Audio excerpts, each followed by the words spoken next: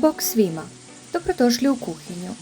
Danas ćemo naučiti što se sve tamo nalazi, od kućanskih aparata pa sve do pribora za jelo. Krenimo redom. U našoj kuhinji se danas sprema ručak, zato smo koristili razne kućanske aparate. Pogledajmo koje. Hladnjak ili frižider.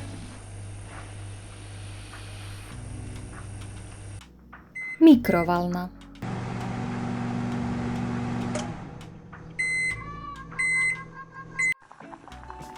Štednjak.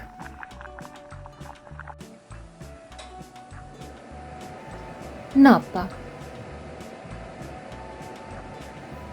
Cjedilo.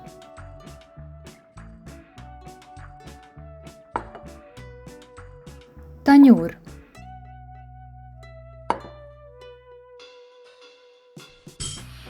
Žlica.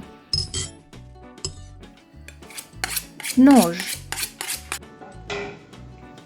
Grabilica, šeflja ili kaciola.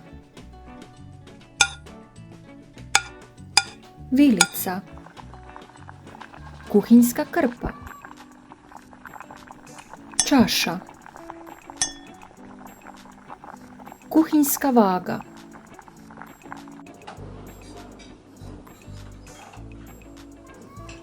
Sada kada smo naučili sve kuhinjske uređaje i pribor za jelo, skuhali ručak, vrijeme je da postavimo stol i krenemo jesti.